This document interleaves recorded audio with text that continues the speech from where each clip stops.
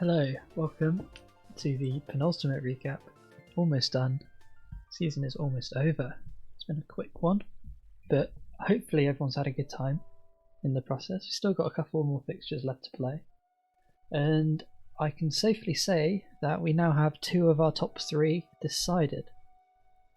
With 2 bye weeks incoming for both the top two teams, we now are in a race for third, but we also have a race for the playoff ticket as well. It's very exciting. There's still, by my reckoning, 1, 2, 3, 4, 5, 6, potentially 7. I think 7 teams have a statistical chance of making the postseason, which is incredible for 2 games left to play. So congrats on it being such a tight division. We'll start off with the headline fixture, where Bloodsplat's taking a big 3-0 win over Noob. So this really blew the division wide open. This has catapulted them up to 5th on 17 points, and Nooster drops out of the Challengers Cup places to 4th place. Most importantly, losing a lot of their touchdown diff advantage over the challenging teams. So now Bloodsplatter with the Rats they've opened up tiebreakers now because of that 3-0 win. They've brought the touchdown difference back into play, which is pretty exciting. But yeah, big 3-0. Let's take a look. And yeah, it's nasty. No casualties inflicted on the Skaven. They just turned up and won. Oh my god, he took Hail Mary pass and won with it. One of my favourite coaches in the division, quickly becoming one of my favourite coaches in the conference, really, here. The Hail Mary pass thrower. A lot of people would have just taken accurate, or maybe even block. But no, we're going Hail Mary pass. You gotta respect it. And you know what? Hail Mary pass. Again, this is what I like about these skills. They're not great, but you can see the logic. There's a logic to them. Because it's for those spots where they get pitch cleared. There's like 4 rats left on the pitch on offense. You've got a 1-0 lead, but you're out of players almost. Hail Mary pass means as long as you just hide the ball in your own end zone, you can then throw like a cross-field pass. You know, like a 30 square pass downfield, and you only need one gutter runner. He doesn't even need to be up, he can be on the floor, just in the area, and they have to completely spread the field. And it could just buy you against the slow teams that are the teams that are most likely to pitch clear you. That's a game-winning tool. Again, it's the same with Bicken. It's a game-winning tool, but it's just not the most used one. It's quite a niche pick, but I'd love to see that being used, but I love that already. A really good Storm Vermin touchdown. Prioritizing, he knows that the Storm Vermin Mighty Blow is what he needs to get the team back on its feet. But yeah, that's pretty decent. A Strength 4 kick line rat does still make me quite sad, but you know what? It's fine. For this loss, they do take Golem, Get You Gone. The number 1 player finally gets to level up. So they might actually be quite useful now, which is the time you want them to be useful. I mean, all the time, but especially now with so much on the line for this Necro team. Team doesn't bloat as highly, which is good. But yeah, they got outplayed. I think early send off potential. 61 blocks. I think it might just be a case of Ratters just sent it out. Actually, I think he wrote a match report. Now this is why. Also another reason. Here we go. We have it right here in full screen. So what indeed happens? Takes the wizard, not required wizard. Now that is an exciting one. Oh wow. I'd love to see this. Noobster finding a tough match in the Skavens. Can't seem to find. I mean, it is the best team in the game, so there's no harm in losing to them.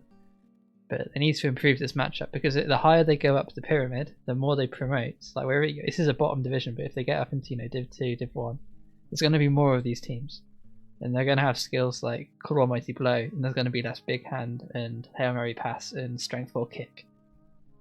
So you gotta improve that matchup. But yeah, he'd take nothing away from a really important result for the team, and that puts them into playoff contention, postseason contention for Bloodsplatter. And except we've got my game versus the Halfling team. Now I did a number on these guys, but it was close.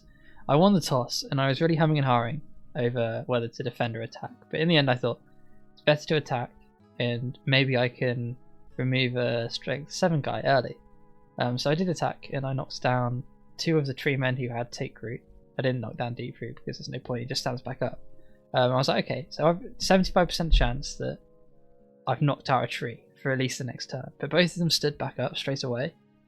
And then he moved in the other 2 big guys, and then it got quite messy. It came down to a blitz from Morg onto my beast to base the ball.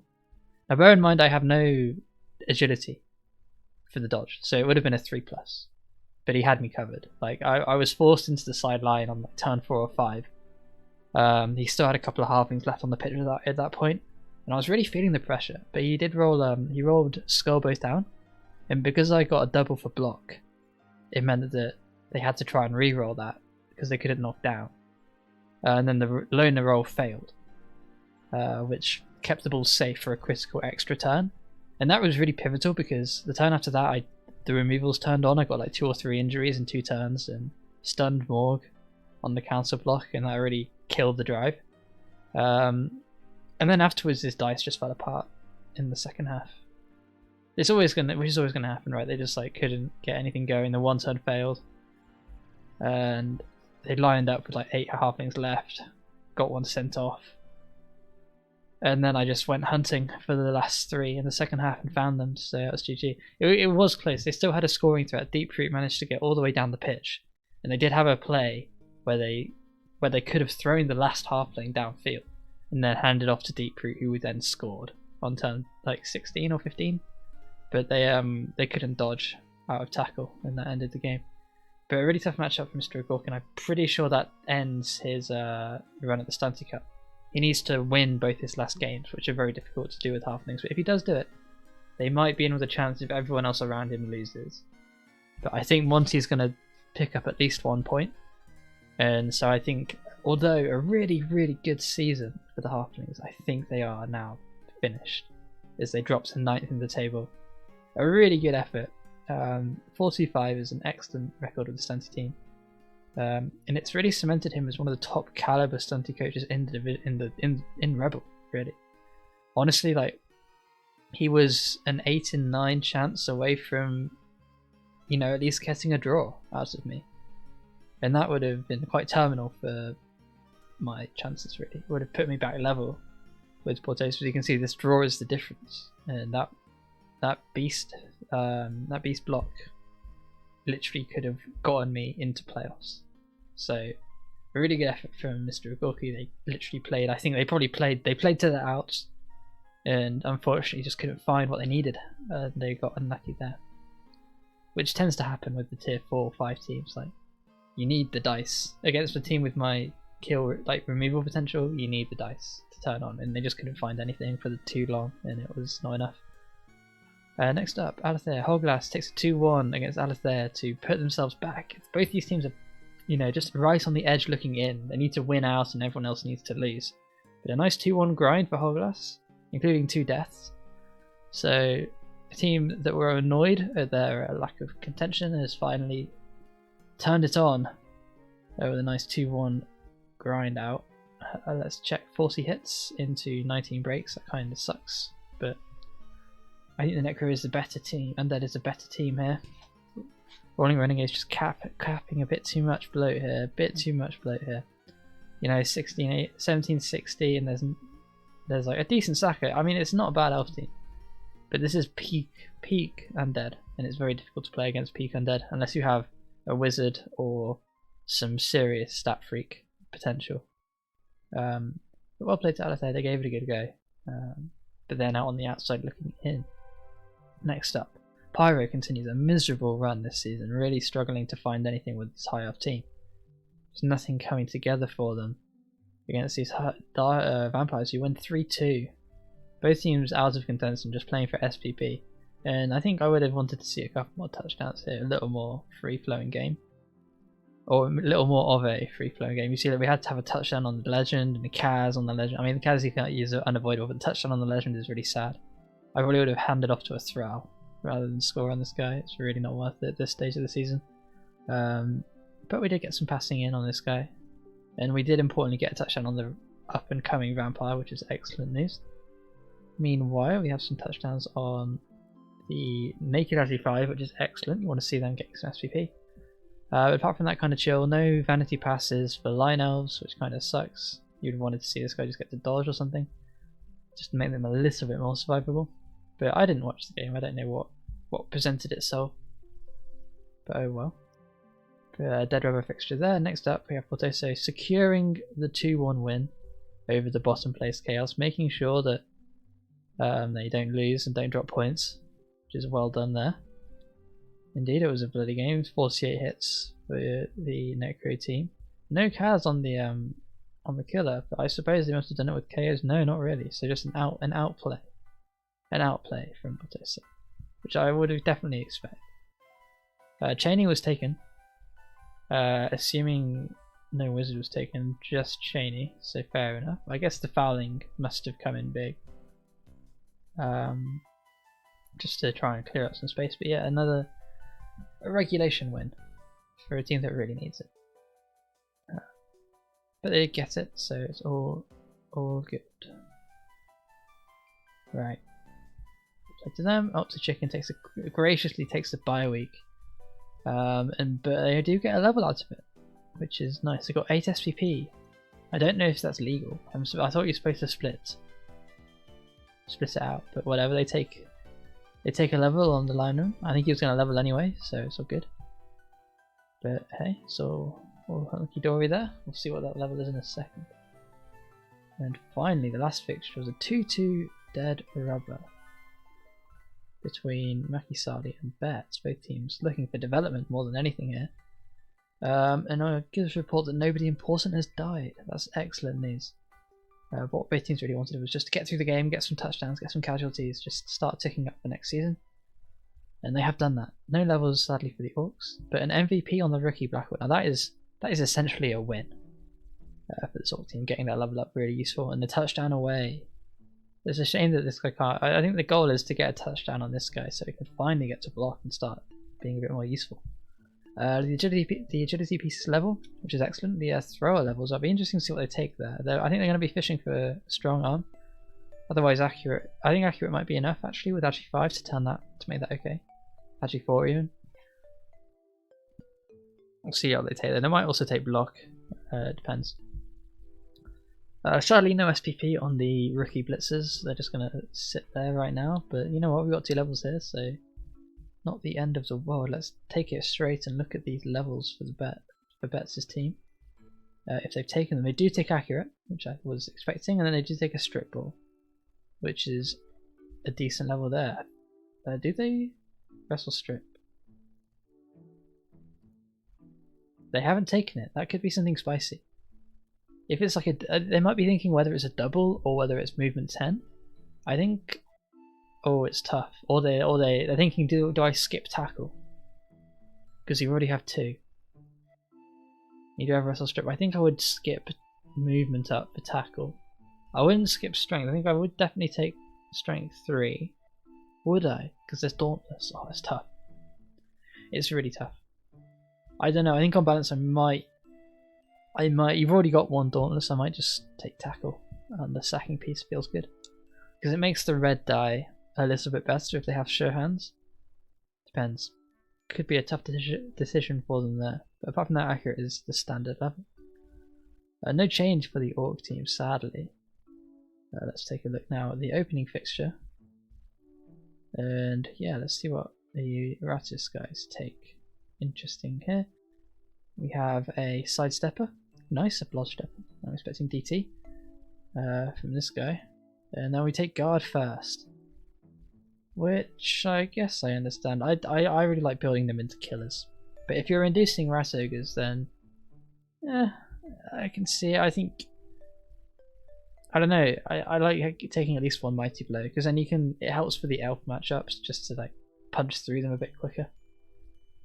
Because you can turn this guy into, like, even if it's just mighty blow tackle, you can just force the elves off, put the pressure on, because you might find claw as well. That's the upside. If you take mighty blow first, it means you can cycle up the levels quicker and search for claw.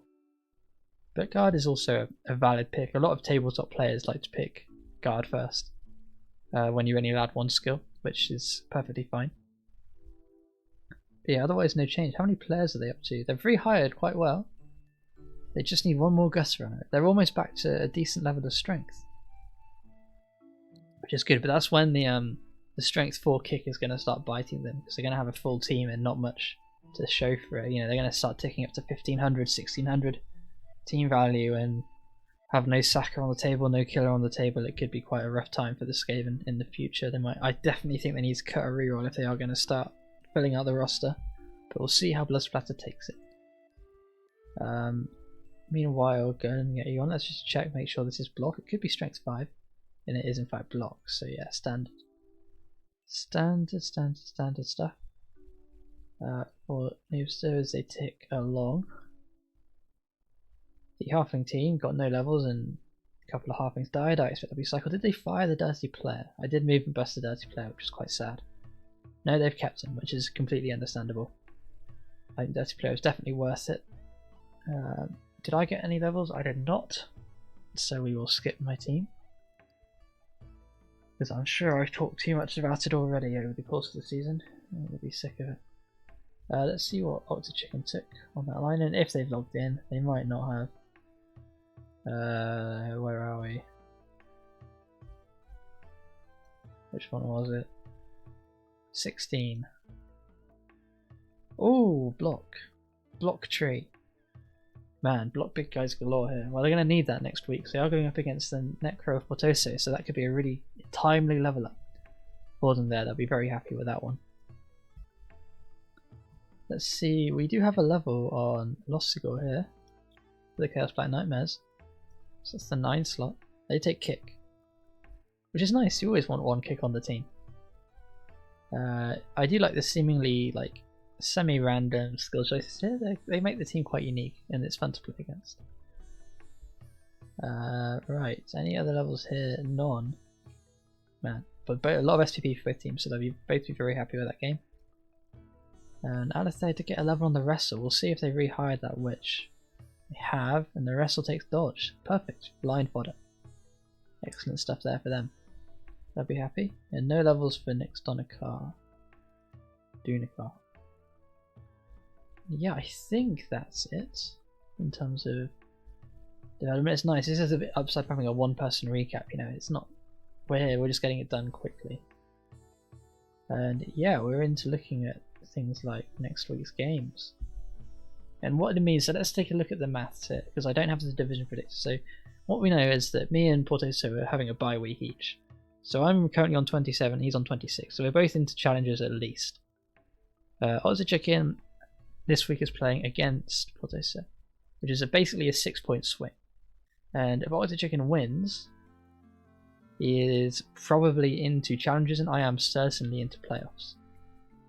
If it is a draw, then it stays wide open, and if Portoso wins, he will keep up with me, because I'm playing the bye team next week, so I am guaranteed 27.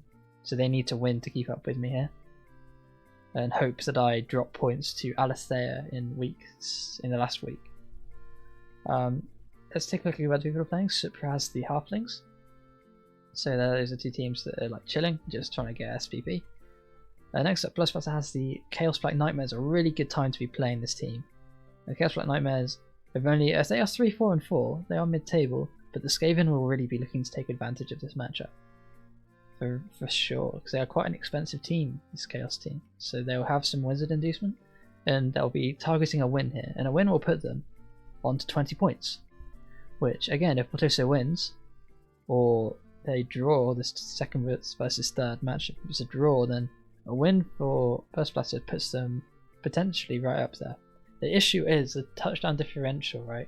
Ozachikin has managed to accrue 11 touchdown differential, joint highest in the division, which means that you're going to need to overhaul him in terms of points, right? Like, you've got to score more points than him, because the first tiebreaker he wins against every team, apart from one.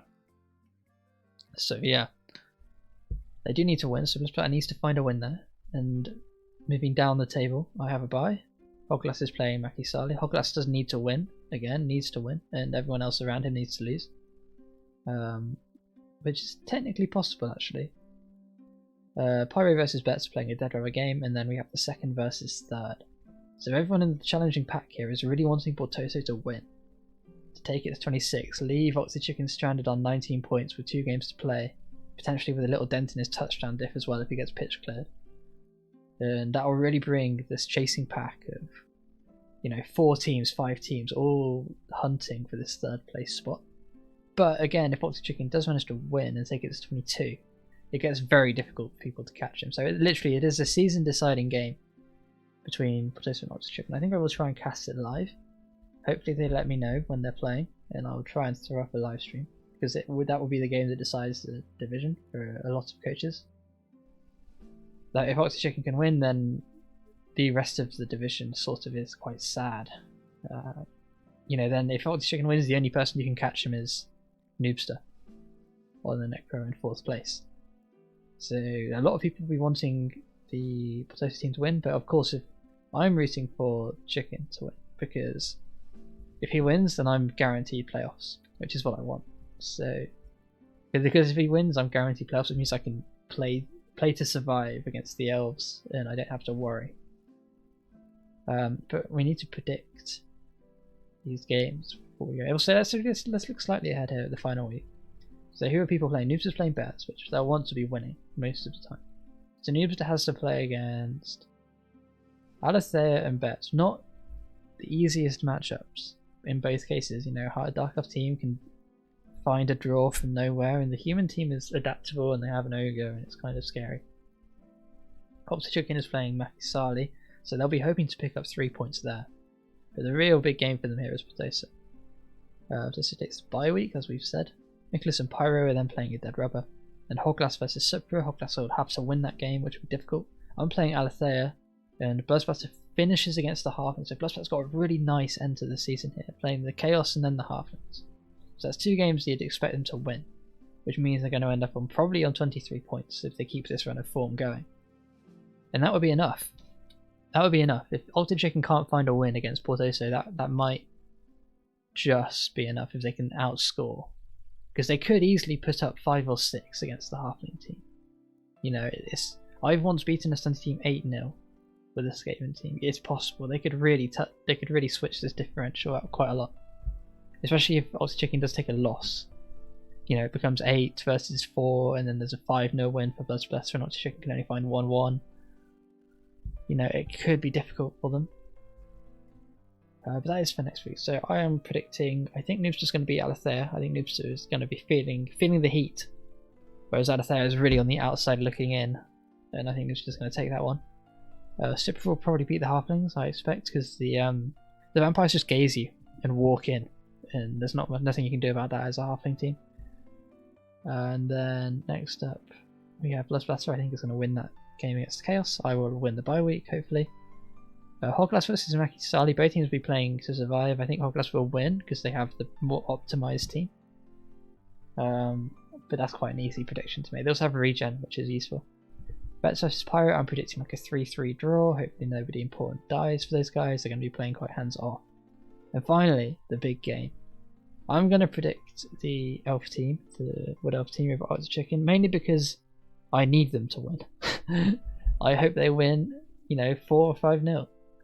I want it to be boring. I want everyone to be miserable because they can't win and get into the postseason, because that means that I get to go to playoffs, and then I don't have to worry about anything, and I can just cast the Portoso and Oxychicken games this week and be like, well, playing for second place, playing for position, playing for seeding. That doesn't work out. No one's playing for seeding, by the way, because we're in the bottom division. So every single person who gets postseason will be unseeded. So second v third doesn't matter. Second is exactly equal to third. But yeah, I'm really excited for this game. Hopefully they let me know when it happens, and I'll try and hopefully throw up a live stream if my internet holds up. We'll see how it goes. But it's exciting. I hope everyone is suitably hyped, because I am. And yeah, that concludes the penultimate recap. I will definitely catch you guys next week for a debrief, and we'll have a little farewell, probably. Adios.